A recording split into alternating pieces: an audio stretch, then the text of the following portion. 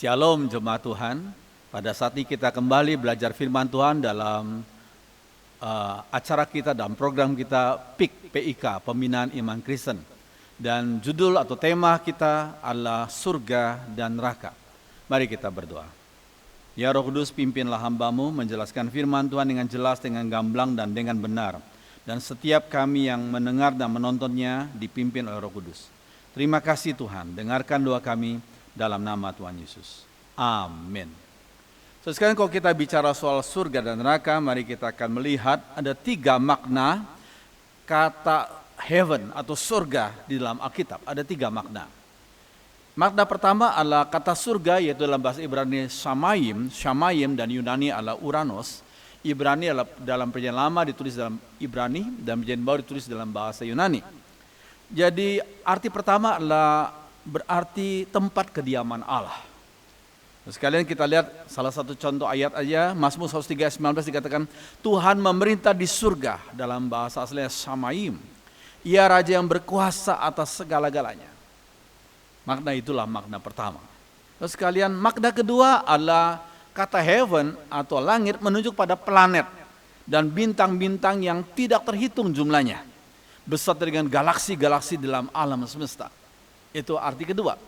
Ambil contoh dalam Mazmur 8 ayat 4 dikatakan, jika aku melihat langitmu, Shamayim, the heavens, ya, buatan jarimu, bulan dan bintang-bintang yang kau tempatkan, apakah manusia sehingga engkau mengingatnya? Apakah anak manusia sehingga engkau mengindahkannya? Itu makna kedua daripada Shamayim. Makna ketiga adalah kata heaven atau heavens itu menunjuk pada lapisan atmosfer yang melapisi bumi. Lapisan atmosfer. Sekalian dikatakan Kejadian 1 ayat 8, and God called the firmament, cakrawala itu heaven. Ya, sky.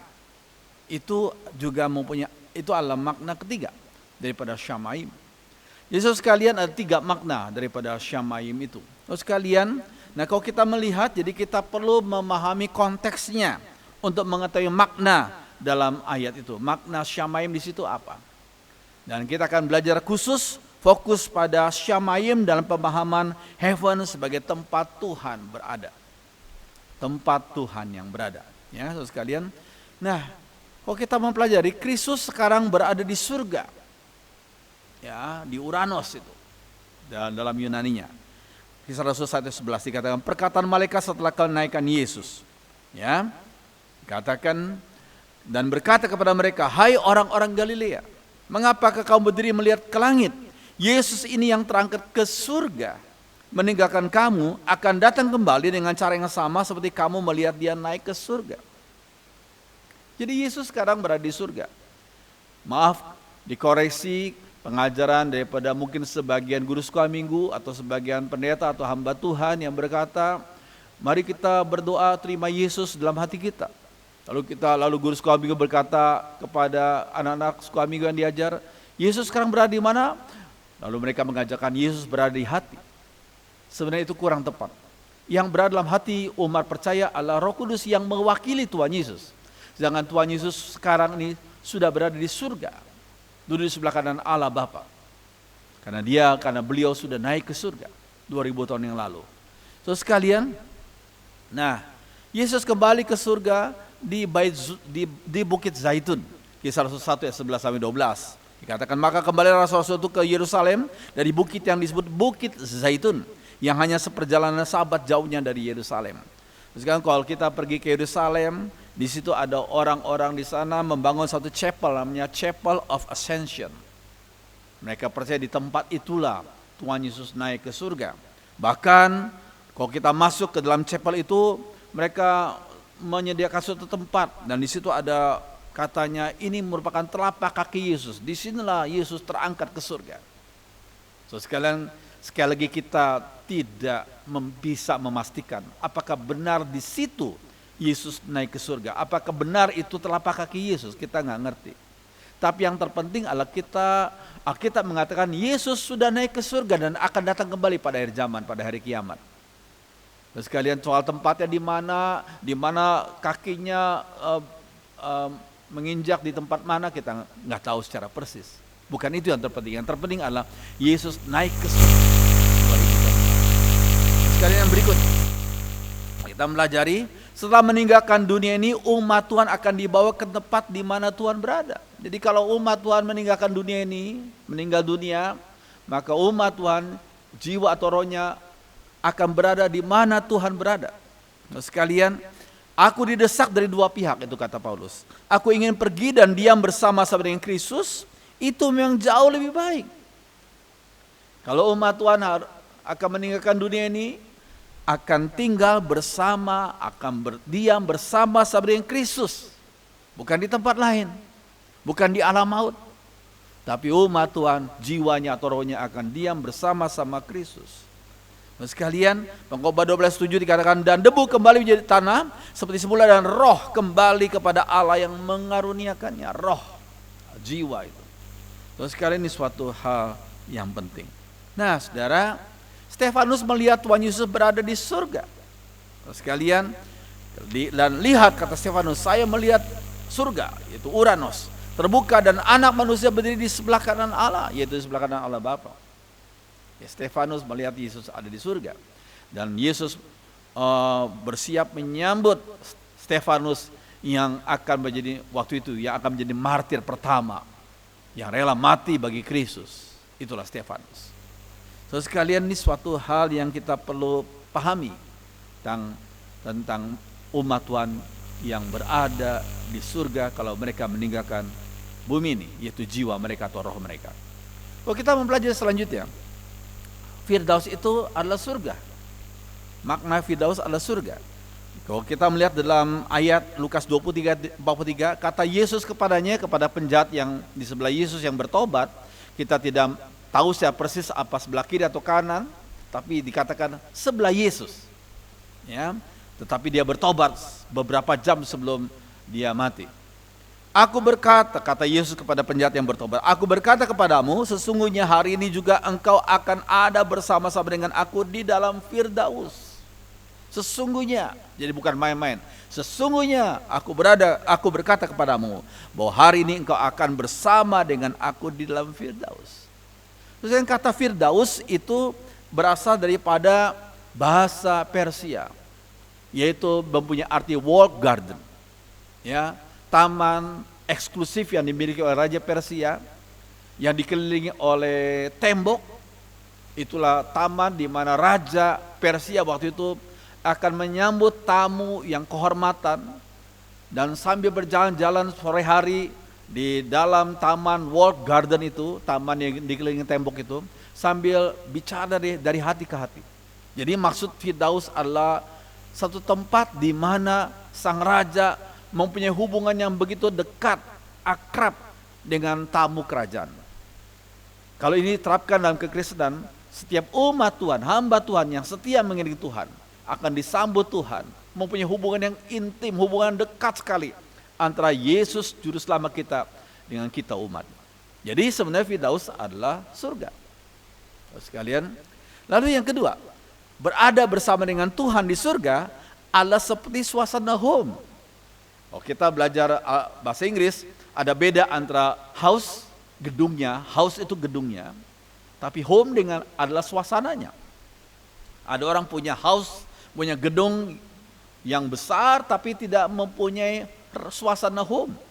Tapi ada orang yang house-nya kecil, sederhana, tapi ada suasana home. Tapi umat Tuhan, kalau berada di surga, kita semua akan merasa suasana home. Dari mana itu kita melihat? Sebab kami hidup berdasarkan percaya kepada Kristus, bukan berdasarkan apa yang dapat dilihat. Itu sebabnya hati kami tabah. Kami lebih suka lepas dari tubuh kami ini, supaya dapat tinggal bersama dengan Tuhan.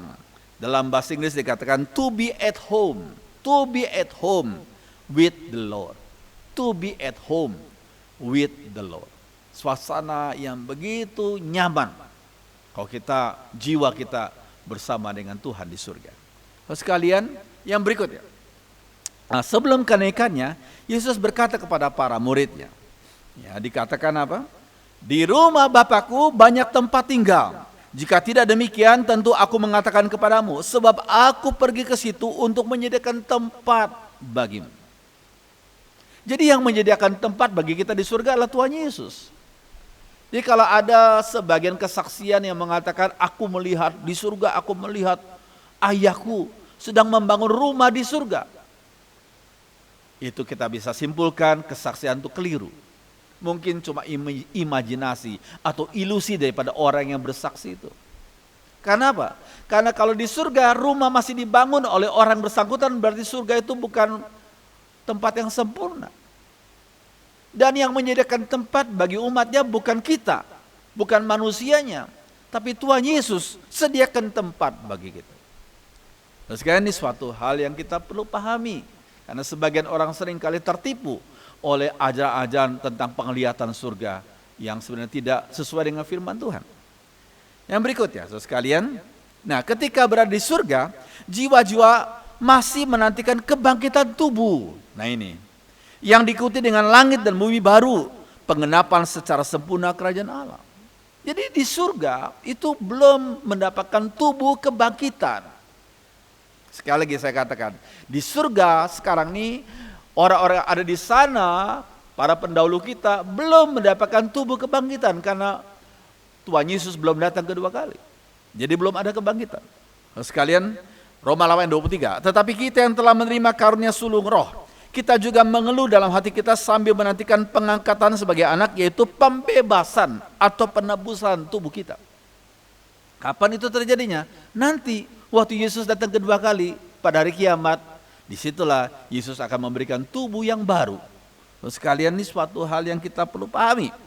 Nah, kondisi jiwa-jiwa umatnya yang di surga, saya katakan mengalami semacam intermediate state, suasana keadaan menengah, belum kondisi akhir.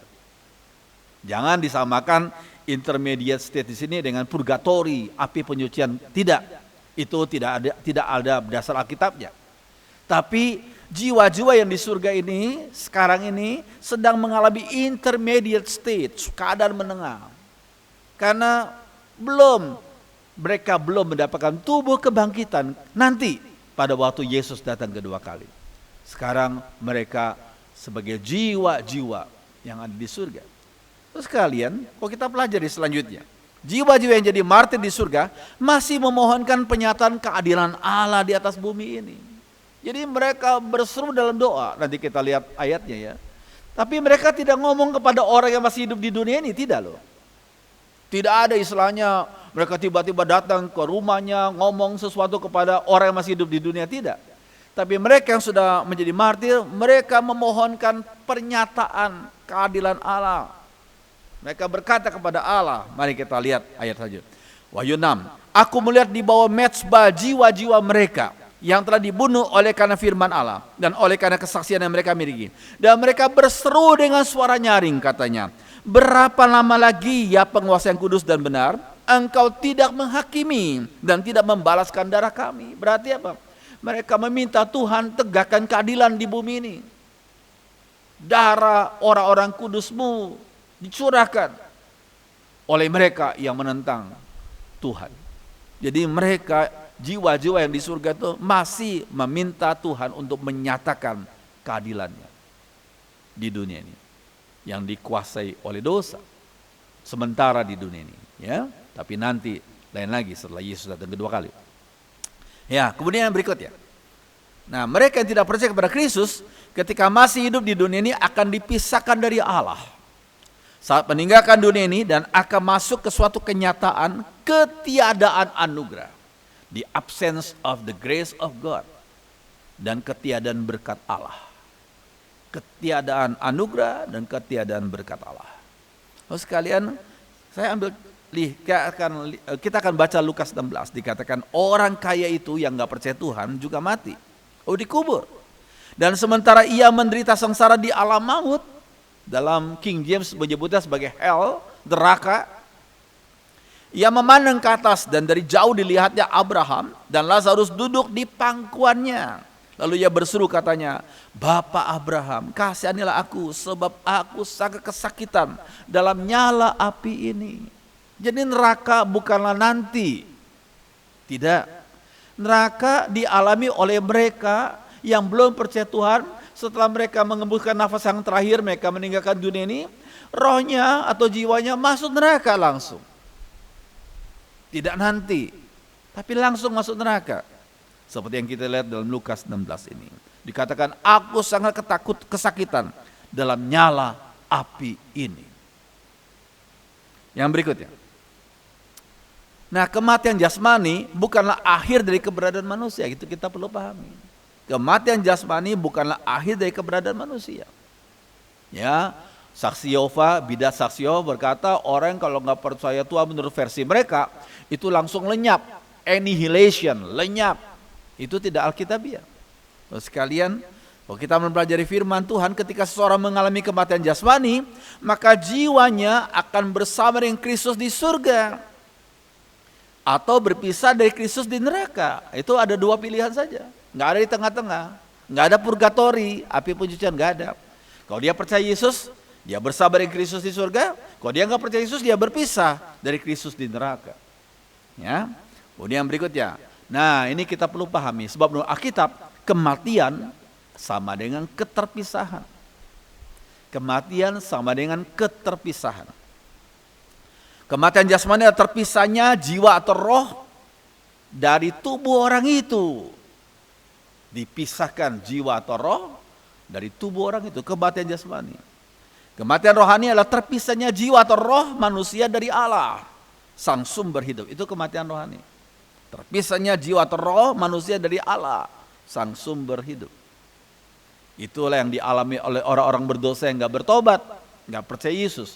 Mereka mengalami kematian rohani. Tetapi kematian kekal artinya terpisahnya manusia dari Allah, sang sumber hidup secara kekal. Secara kekal. Jadi sekali lagi kematian artinya keterpisahan. Kematian jasmani, kematian rohani, dan kematian kekal. Itu makna yang penting. Yang berikutnya. Oke, so sekalian, di manakah sekarang kita bertanya letaknya surga? Ya, karena topik kita tentang surga.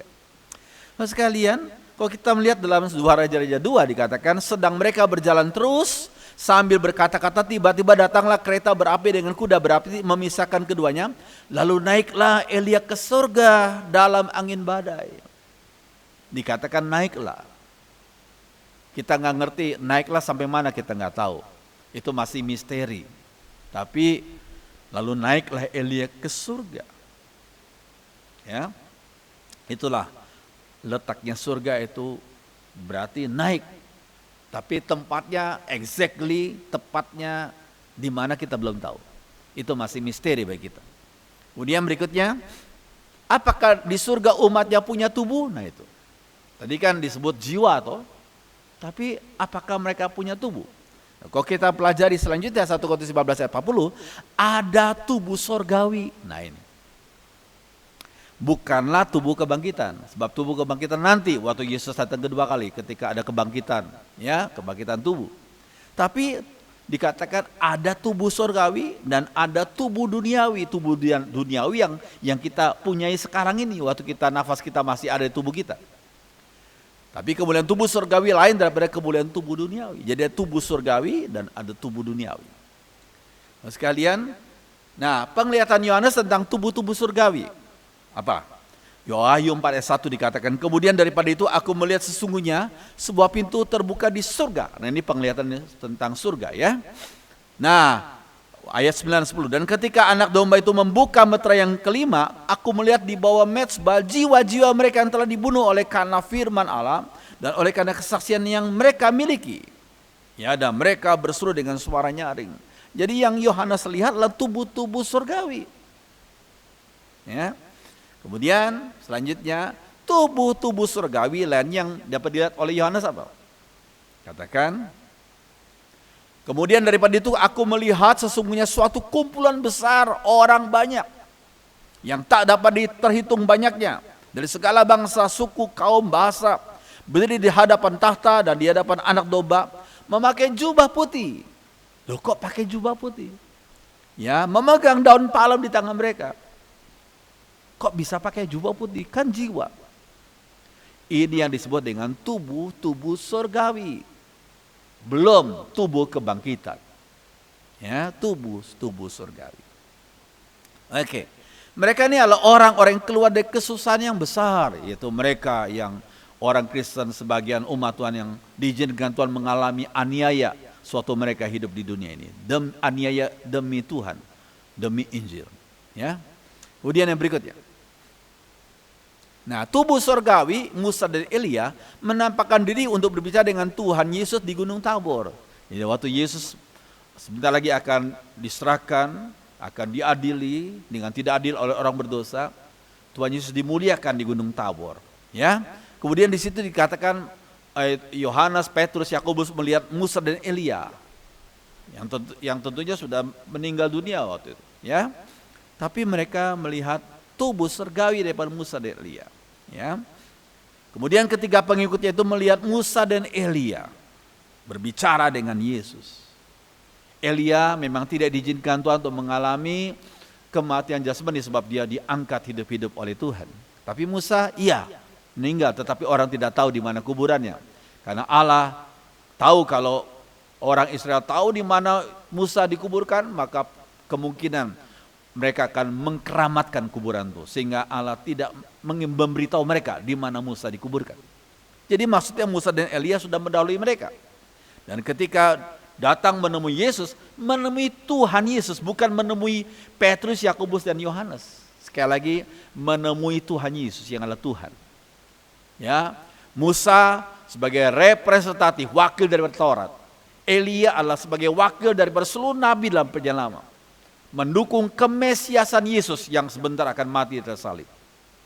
Ya, dan yang murid-murid Yesus, Petrus, Yohanes, Yakobus melihat bahwa Musa dan Elia datang menemui Yesus dalam tubuh surgawi.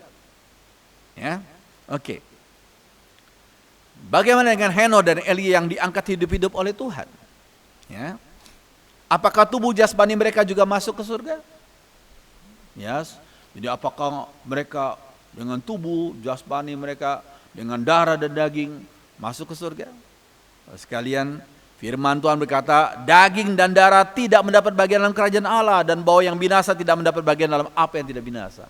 Berarti ketika mereka diangkat hidup-hidup oleh Tuhan di surga, Tuhan mengubahkan mereka menjadi tubuh surgawi, bukan tubuh duniawi. Karena firman Tuhan berkata, daging dan darah tidak mendapat bagian dalam kerajaan Allah. Oke, yang berikutnya. Nah, kapankah tubuh surgawi itu mendapat tubuh jasmani lagi? Nah ini. Tubuh surgawi dapat tubuh jasmani kapan? Saat kebangkitan universal pada hari kiamat. Ya, dan sekejap mata pada waktu bunyi nafir yang terakhir, sebab nafir akan berbunyi dan orang-orang mati akan dibangkitkan dalam keadaan tidak dapat binasa, dan kita semua akan diubahkan. Yaitu, itulah tubuh kebangkitan yang kita akan alami. Semua orang, semua umat Tuhan akan alami pada waktu Yesus datang kedua kali. Baik yang sudah meninggal dunia lebih dahulu, maupun kita yang mungkin waktu itu masih hidup menyaksikan Tuhan Yesus datang kedua kali. Sekalian, tubuh kebangkitan tidak akan binasa. Tidak akan binasa. Ya. Kualitas tubuh kebangkitan umat adalah seperti tubuh kebangkitan Yesus. Kualitasnya. Maksudnya tidak dapat dibatasi oleh tempat. Murid-murid Yesus ketika mereka ketakutan karena belum pasti ini Yesus bangkit atau tidak ya. Tapi mereka melihat Yesus bangkit, tapi mereka masih ragu-ragu mungkin ya. Sehingga mereka kumpul di rumah itu, mereka tutup semua. Pintu ditutup, jendela tutup. Tapi dikatakan tiba-tiba Yesus ada di tengah-tengah mereka. Berarti apa? Tubuh kebangkitan Yesus itu tidak dibatasi oleh tempat. Demikian juga dengan tubuh kebangkitan yang kita akan terima dari Tuhan. Tidak dibatasi oleh tempat. Bisa makan, bisa juga tidak makan. Nah ini suatu hal yang luar biasa. Bisa makan, bisa juga tidak makan. Berarti kita dalam tubuh kebangkitan tidak bersandar pada makanan. Bisa dipegang, bisa juga menghilang. Dari mana saya bisa mengatakan itu? Ayatnya ya. Nah ini Lukas 24 dikatakan waktu ia duduk makan, berarti Yesus telah bangkit bisa makan. Dengan mereka, ia mengambil roti, mengucap berkat, lalu memecah-mecahkannya dan memberikan kepada mereka. Ketika itu terbukalah mata mereka, mereka pun mengenal dia, tetapi ia lenyap dari tengah-tengah mereka. Ia bisa lenyap. Pada waktu Yesus belum bangkit, tidak begitu ya. Tapi setelah bangkit, dia bisa lenyap dari tengah-tengah mereka. Itulah kualitas tubuh kebangkitan. Sekalian, ini penting. Kemudian yang berikutnya. Nah, apa yang umatnya lakukan di surga? Apa sih yang umatnya lakukan di surga? Umatnya akan terus bekerja seperti Allah Bapa tetap bekerja. Nah ini. Sebagian orang Kristen mempunyai pandangan yang kurang tepat. Mereka katakan, oh karena manusia berdosa sehingga manusia harus kerja. Jadi seolah-olah kerja adalah akibat dari dosa. Tidak, firman Tuhan tidak mengatakan demikian. Allah Bapa kita masih kerja sampai sekarang. Berarti kerja tidak identik dengan akibat dosa. Sekalian, firman Tuhan mengatakan apa? Bapakku, kata Yesus, Bapakku bekerja sampai sekarang, maka aku pun bekerja juga. Berarti bekerja tidak identik dengan dosa. Bukanlah akibat dari dosa. Bekerja adalah salah satu natur ilahi dari Allah. Allah Bapa terus bekerja sampai sekarang dan aku pun bekerja, kata Tuhan Yesus. Jadi jangan alergi dengan bekerja. Sekalian, cuma bagi umatnya yang masuk surga, bekerja tanpa rasa lelah. Nah itu yang penting. Bekerja tidak rasa jenuh dan tidak ada bekerja yang sia-sia kita di sana. Ini penting. Itulah akibat-akibat dari dosa. Akibat dari dosa kita lelah, kita jenuh, kita sia-sia. Ya, tapi di surga tidak. Tapi tetap bekerja. Bekerja seperti apa? Nah, kita nanti lihat saja kalau kita sampai di surga. Terus sekalian, yang berikutnya. Umatnya juga akan terus bertumbuh dalam pemahaman akan kasih Allah. Kita akan terus bertumbuh dalam pemahaman akan kasih Allah di surga. Dari mana kita lihat? Efesus 3. Aku berdoa supaya kamu bersama-sama dengan segala orang kudus dapat memahami betapa lebarnya dan panjangnya dan tingginya dalamnya kasih Kristus. Dan dapat mengenal kasih itu sekalipun ia melampaui segala pengetahuan. Ia melampaui segala pengetahuan. Jadi berarti apa saudara sekalian? Berarti waktu kita harus meninggalkan dunia ini, kita sampai surga, kita akan terus bertumbuh dalam pengenalan kita akan kasih Allah. Apakah pengenalan kita di surga akan kasih Allah akan mentok, akan selesai? Kita sudah bisa kenal kasih Allah seluruhnya? Saya yakin tidak. Sebab kasih Allah itu kekal. Beliau Allah pencipta dan kita adalah ciptaannya.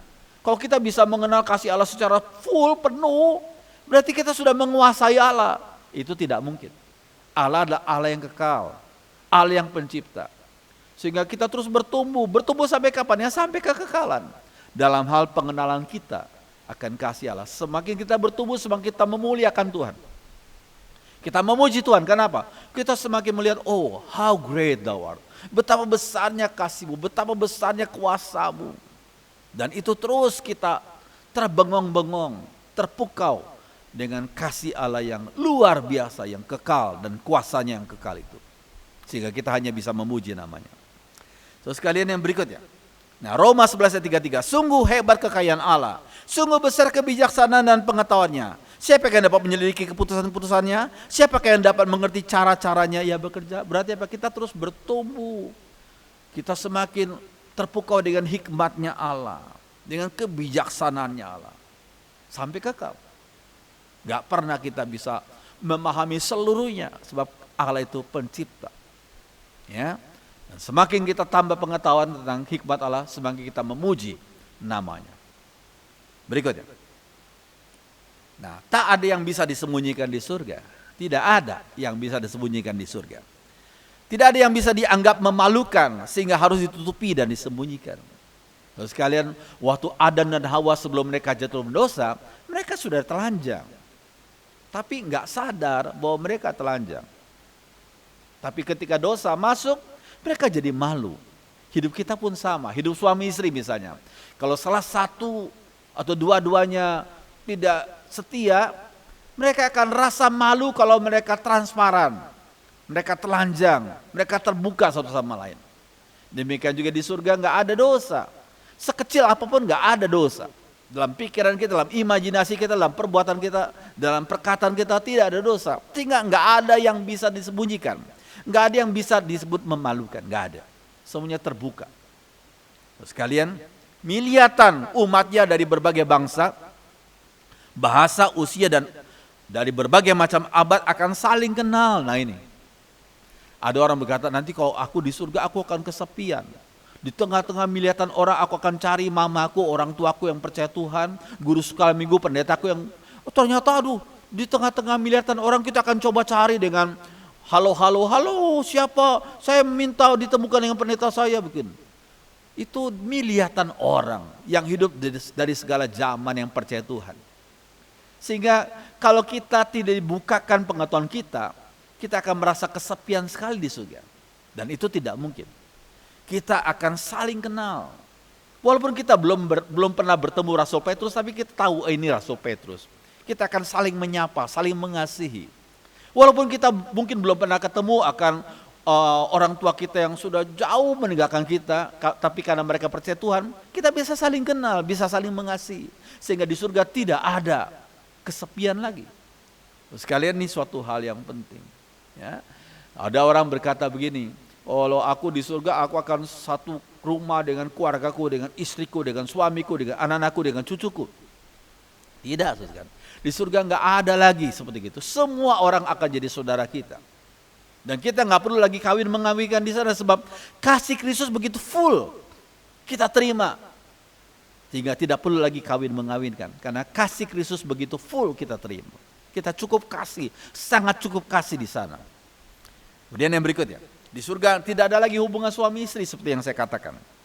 Markus 12 ayat 25, sebab apabila orang-orang mati bangkit kembali, mereka tidak akan kawin lagi, melainkan mereka akan hidup seperti malaikat di surga. Jadi keliru ajaran yang mengatakan nanti kalau kamu menjadi martir, kamu akan diterima, disambut oleh 72 bidadari yang cantik-cantik. Itu enggak ada ajaran firman Tuhan katakan demikian. Itu penggambaran surga dengan penggambaran yang sangat sensual. Enggak ada dalam Alkitab. Ya, Alkitab mengatakan kalau di surga tidak akan kawin lagi, kita akan hidup seperti malaikat di surga dan kasih Kristus akan memenuhi kita secara sempurna. Sekarang ini suatu hal yang penting. Oke. Nah, sekarang di mana letaknya neraka? Sekalian, firman Tuhan berkata Yesaya 14 ayat 15. Yet thou shalt be brought down to hell. Orang ini tentang nubuat tentang Lucifer nih ya, hukuman Tuhan ya. Dikatakan yang melawan Tuhan dibawa ke neraka, to the sides of the pit, dikatakan terowongan. Ya, saudara sekalian. Nah, kalau kita melihat Lukas 16 ayat 23, orang kaya itu juga mati lalu dikubur dan sementara ia menderita sengsara di alam maut, ia memandang ke atas. Berarti neraka itu letaknya di bawah. Di mana exactly tempatnya di mana kita nggak tahu persis. Tapi letaknya di bawah. Di bawah. Sehingga dikatakan ia itu yang masuk neraka itu memandang ke atas. Ya, saudara sekalian, seperti surga di atas. Kita nggak tahu tempat tepatnya di mana exactly, tapi di atas naik, ya. Dan neraka di bawah, nggak tahu tempatnya secara tepat, secara exactly di mana kita nggak tahu, ya. Kemudian dikatakan 1 Samuel 28, maka berbicara raja kepadanya, janganlah takut, tetapi apakah yang kau lihat? Perempuan itu menjawab Saul, aku melihat sesuatu yang ilahi atau roh muncul dari dalam bumi. Roh jatuh muncul dari dalam bumi. Jadi saudara sekalian, neraka itu adanya dari bawah, dari dalam bumi. Ya, saudara sekalian, itu yang Alkitab katakan demikian. Kemudian yang berikutnya, kapankah neraka dialami oleh manusia? Ada sebagian orang berkata, nanti kamu kalau enggak bertobat, nanti kamu masuk neraka. Nanti kapan? Ya nanti pada hari kiamat. Saudara sekalian, firman Tuhan berkata, orang kaya itu juga mati lalu dikubur dan sementara dia menderita sengsara di alam maut, yaitu hell, neraka. Jadi neraka itu bukan nanti. Kalau kamu nggak bertobat, setelah kau meninggalkan dunia ini, roh atau jiwamu masuk neraka. Roh dan jiwamu masuk neraka. Kalau engkau nggak mau bertobat, percaya Yesus sebagai juru selamat. Ya. Kemudian yang berikutnya. Lalu ia berseru katanya, Bapa Abraham kasihanlah aku, sebab aku sangat kesakitan dalam nyala api ini. Jadi orang kaya yang tidak bertobat tuh sudah mengalami kesakitan dalam nyala api ini. Ya. Kemudian yang berikutnya. Nah, Apakah jiwa-jiwa yang sudah di neraka akan dihakimi pada hari kiamat nanti? Kan jiwa-jiwanya sudah dihukum. Apakah akan dihakimi lagi pada hari kiamat waktu Yesus datang ke dunia yang kedua kali? Sekalian, jawabannya ya. Untuk menyatakan keadilan Allah. Keadilan berarti ada penghakiman. Ya. Firman Tuhan berkata, dan aku melihat orang-orang mati, besar dan kecil, berdiri di depan tahta itu. Lalu dibuka semua kitab. Dan dibuka juga sebuah kitab lain, yaitu kitab kehidupan. Dan orang-orang yang mati dihukum menurut perbuatan mereka, berdasarkan apa yang ada terus dalam kitab itu. Maka laut menyerahkan orang mati yang ada di dalamnya, dan maut dan kerajaan maut menyerahkan orang mati yang ada dalamnya. Dan mereka dihakimi masing-masing menurut perbuatannya. Yesus sekalian, jadi jiwa-jiwa yang sudah di neraka itu akan dihakimi pada hari kiamat, di mana Yesus datang kedua kali. Sekalian nih, ini firman Tuhan katakan demikian. Oke. Apakah di neraka ada perbedaan hukuman bagi para penghuninya? Ada perbedaan enggak? Masuk neraka, sama-sama masuk neraka. Ada perbedaan hukuman enggak? Firman Tuhan ada satu bagian yang menyatakan seperti demikian. Dikatakan ada, Allah itu adil. Sehingga ada perbedaan hukuman berdasarkan perbuatan seseorang. Lihat Matius 11. Lalu Yesus mulai mengecam kota-kota yang tidak bertobat. Sekalipun di situ ia paling banyak melakukan mujizatnya. Celakalah engkau Korazim, celakalah engkau Betsaida, karena jika di Tirus, di Sidon terjadi mujizat-mujizat besar yang telah terjadi di tengah-tengah kamu, sudah lama mereka bertobat dan berkabung. Tapi aku berkata kepadamu, pada hari penghakiman, tanggungan si Tirus dan Sidon akan lebih ringan daripada tanggunganmu. Pada hari penghakiman, tanggungan Tirus dan Sidon akan lebih ringan daripada tanggungan. Nah, firman Tuhan mengatakan demikian. Jadi walaupun sama-sama di neraka, tapi ternyata ada semacam perbedaan dari hukuman. Ya, kita secara pastinya, secara persisnya dalam pemahaman persisnya kita nggak tahu. Dan sungguh sangat-sangat tidak disarankan kita masuk neraka. Cepat-cepat terima Yesus, masuk surga. Sekalian yang berikutnya. Nah, apakah ada perbedaan pahala bagi setiap pribadi umat Tuhan yang di surga? Nah itu. Ada sebagian yang berkata, yang penting masuk surga. Pahala itu, nggak ada masalah, yang penting masuk surga. Terus sekarang firman Tuhan berkata, ada perbedaan pahala. Karena sekali lagi Allah itu adil. Allah itu adil. Terus sekalian, ada perbedaan antara Paulus yang kerja keras demi Injil Tuhan dengan penjahat yang baru bertobat menjelang atau beberapa jam sebelum dia mati. Pasti ada perbedaan. Ya. Karena perbuatan mereka yang berbeda selama mereka hidup di dunia. Paulus yang kerja keras demi Injil dan penjahat yang baru bertobat menjelang dia mati di salib. Sekalian, kalau kita pelajari firman Tuhan dalam 1 Korintus 3 dikatakan, sebab Allah sendiri sudah menempatkan Yesus Kristus sebagai satu-satunya fondasi untuk gedung itu. Ini dalam terjemahan sehari-hari ya. Ada yang membangun di atas fondasi itu dengan memakai emas, ada yang memakai perak, ada yang memakai batu perbata. Jadi 3 macam benda ini sudah lulus dari api pengujian. Emas, perak, dan batu perbata. Sudah lulus dari api pengujian. Tapi ada pula yang membangun rumah kehidupannya dengan kayu, rumput kering atau jerami. Berarti benda-benda yang belum lulus dari api pengujian. Pekerjaan setiap orang akan kehilangan kelihatan nanti pada saat Kristus datang kembali. Nah itu nanti pada saat Yesus datang kembali. Api akan menguji dan menentukan mutu dari pekerjaan itu. Kalau gedung yang didirikan orang di atas fondasi itu tahan bakaran api, orang itu akan menerima hadiahnya, pahalanya. Tetapi kalau pekerjaan orang terbakar, ia akan rugi. Ia sendiri akan selamat, tetapi seperti orang yang lolos menerusi api. Jadi ada perbedaan. Saya ambil contoh yang singkat. Kalau dalam satu acara wisuda, semua mahasiswa yang ikut wisuda pasti lulus. Yang ikut marching itu pasti lulus. Tapi ada beberapa orang yang dipanggil khusus. Si A, si B dapat award, penghargaan. Mungkin nilai terbaik, tertinggi. Mungkin proyeknya terbaik, tertinggi. Dia dapat penghargaan. Wah, orang akan bertepuk tangan. Karena orang tersebut bukan sekedar lulus, tapi mendapat penghargaan.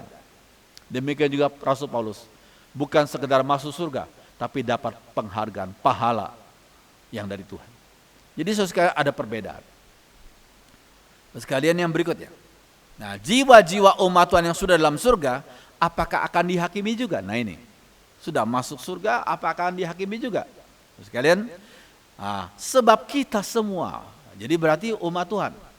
Paulus bicara soal umat Tuhan di Korintus, dan bukan hanya di Korintus, tapi di mana-mana saja. Harus menghadap tahta pengadilan Kristus, supaya setiap orang memperoleh apa yang patut diterimanya, sesuai dengan yang dilakukan dalam hidupnya ini, baik ataupun jahat. Kita semua akan dihakimi. Ya, bahkan umatnya akan dihakimi lebih dahulu. Dari mana kita tahu? Sebelum Tuhan menghakimi dunia ini, orang yang tidak percaya, Tuhan akan menghakimi umatnya lebih dahulu. Dari mana? Dari 1 Petrus 4. Karena sekarang telah tiba saatnya penghakiman dimulai. Dan pada rumah Allah, yaitu gerejanya, umatnya sendiri yang harus pertama-tama dihakimi. Ya, sebelum Allah menghakimi orang-orang lain, dia akan menghakimi umatnya lebih dahulu. Dan jika penghakiman itu dimulai pada kita, bagaimana kesudahannya dengan mereka yang tidak percaya pada Injil Allah? Terus sekalian, jadi umat Allah juga akan dihakimi. Terus sekalian, nah, jika setelah dihakimi ternyata nggak lulus, wah, jiwa-jiwa yang sudah di surga itu akhirnya dikeluarkan dari surga. Ayo kamu nggak layak di surga, keluar kamu masuk neraka. Apa demikian maknanya? Terus sekalian, disinilah jawaban yang penting. Ya, inilah kasih karunia Tuhan melalui iman kepada karyanya di atas salib. Jadi maksudnya begini, setiap kita, saya dan saudara yang menonton ini, setiap kita kalau dihakimi berdasarkan perbuatan kita, walaupun kita umat Tuhan, pasti kita akan masuk neraka. Karena surga tidak ada satu dosa yang kecil sekalipun bisa masuk surga. Mungkin hati kita, mungkin motivasi kita, imajinasi kita, pikiran, perkataan, perbuatan nggak benar, kita pasti masuk neraka.